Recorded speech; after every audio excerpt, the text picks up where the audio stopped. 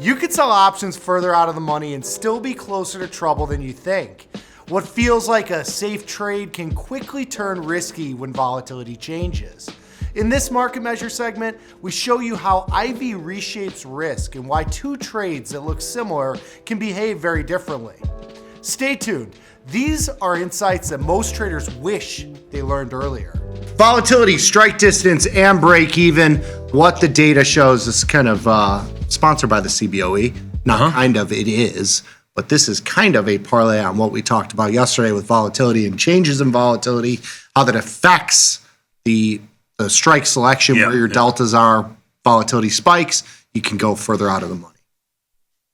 Let's do it. Let's take a look.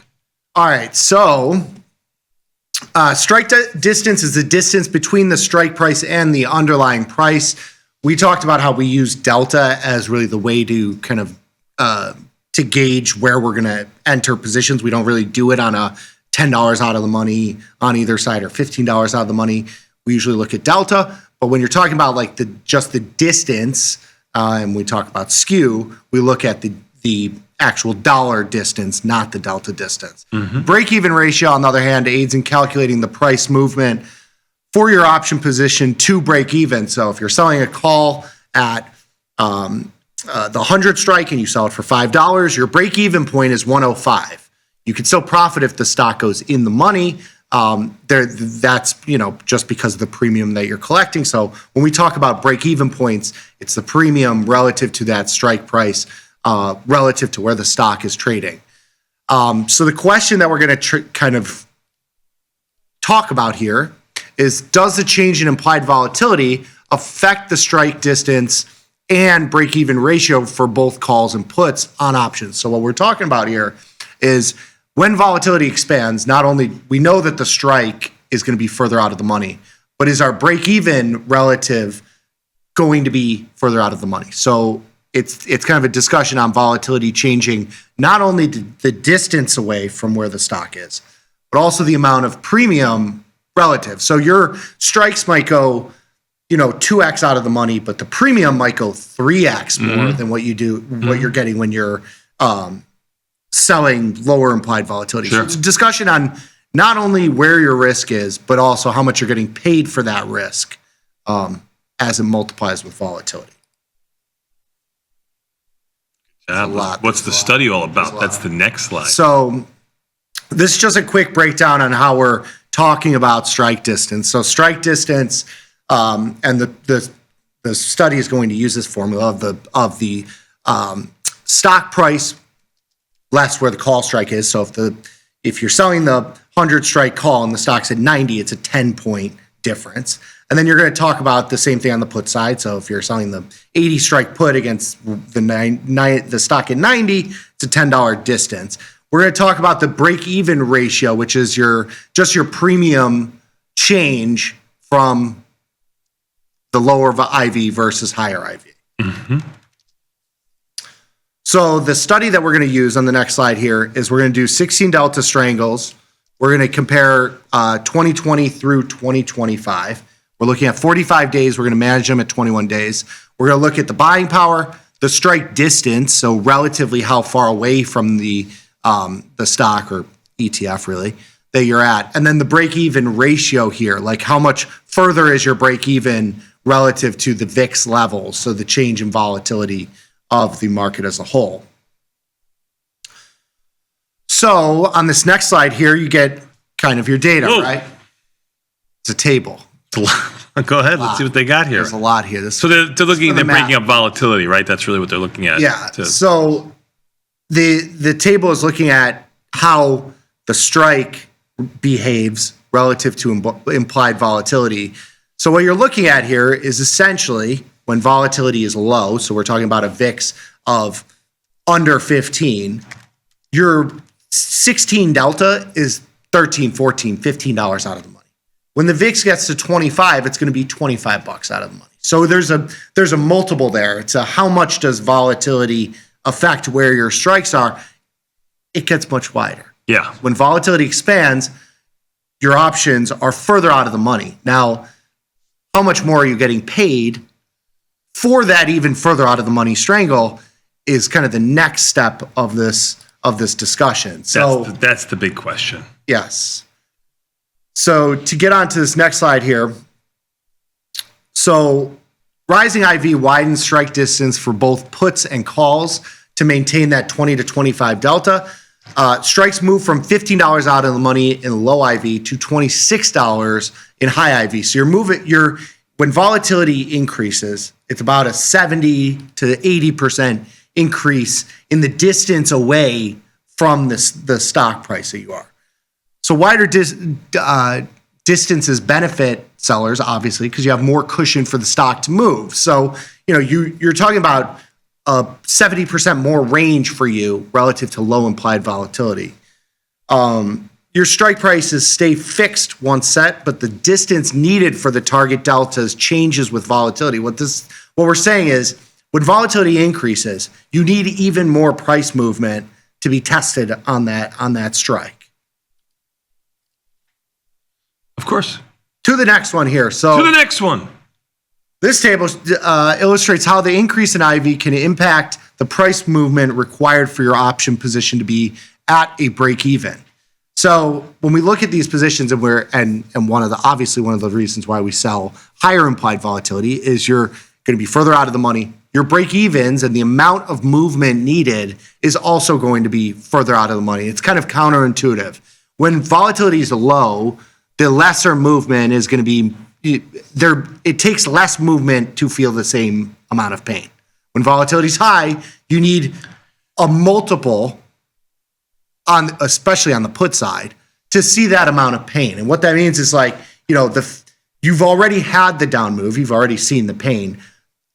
On higher volatility, you need a multiple of that to feel that same level of pain. So on the upside, when SPY is at 700 and we're at all-time highs and the VIX is 15, that 10% down move is going to be super painful.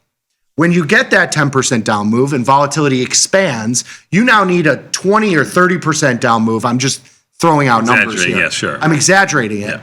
To now feel that same amount of pain after the fact. It's almost like, the volatility, you need even more of that volatility to be realized to feel that same level of pain on the downside. And that's what it's telling you here. When the VIX is over 25, you need 9 times the movement that you saw from the 15 level, or 8 times, to realize that same level of loss on that new position. Yeah. Moving forward. Listen, this is just another way of looking at and saying, you're controlling entry here with your strategy that you're looking at, and how volatility is going to help when you're wrong. Obviously, it's going to help you when you're right if you're selling premium, but how it could mitigate some of the losses or some of the magnitude of the move so that you can make a decision with an intelligent bias to it as opposed to just sitting with delta. But this is hard to do. Very hard to do. Almost. In the moment the world is ending, you're about to forcefully take over Greenland like the Vikings of old. And vol's super high and it's scary. And nobody wants, when it's time to buy, nobody wants to. Everybody wants to buy now when we're back at 7,000. But you can be less right and less wrong. Like you can. What's that? That's the exact thing. It's like you don't have to.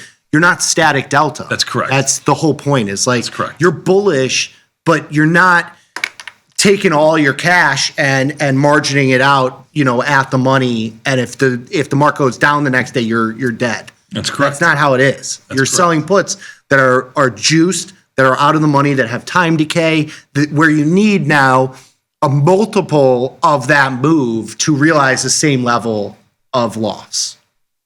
Perfect. You are correct. Controlling entry. Yeah, it's hard. But if you do sell those puts, you scoopy them the next day because of a taco. Yes. Sell those puts and then but you can also look at it as when you get those moments, you don't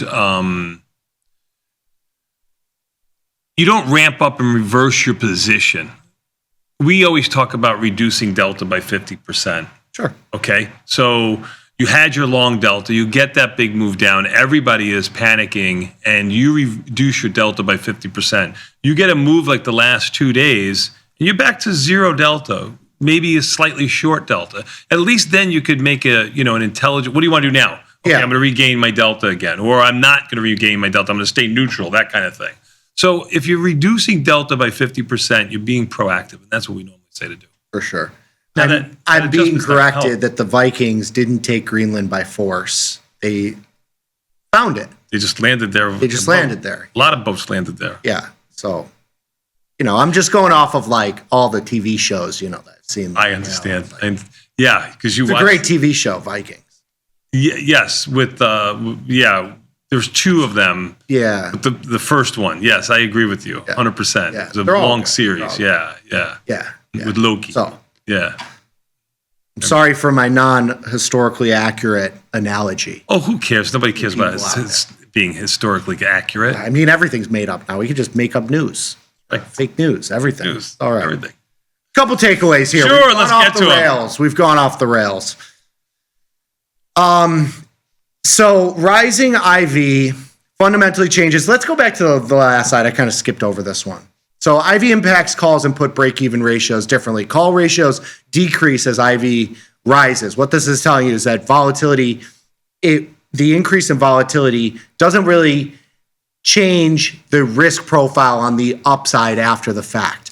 Basically what it tells you is volatility expands on the downside. You start to see a lot more skew come into the puts, and the puts increase a magnitude more than calls increase. Calls will increase because volatility expands. It's across the board. Sure. But that same ratio doesn't apply. It's not like, both sides, vol doubles, and you would think if it was a normal distribution, both sides would double in premium.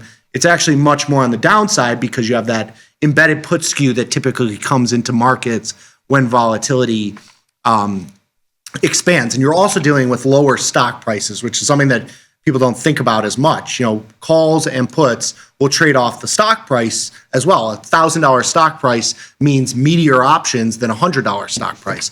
So when you have these big down moves, those calls also get influenced by the change in the stock price. Stock price goes down.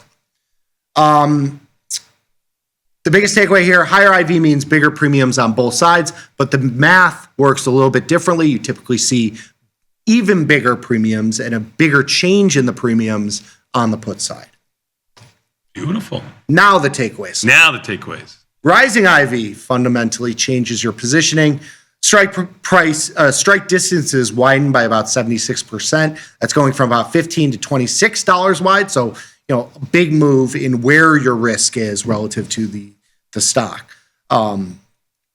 Break-evens dynamically shift, and they're different on both sides. So call ratios remain relatively stable, meaning that changes in vol don't really change the relative distance of where your calls are. I almost said is. Where your calls are. It's going to change a lot on the put side. That skew typically comes in a lot more on the put side relative to the call side.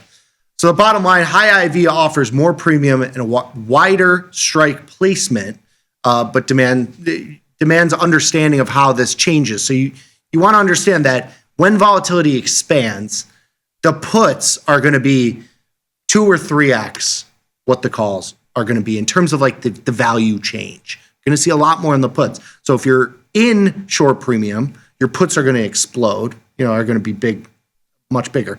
But if you have that capital available, which we always talk about when volatility is low, those puts, you're getting paid a multiple, and they're a multiple further out of the money.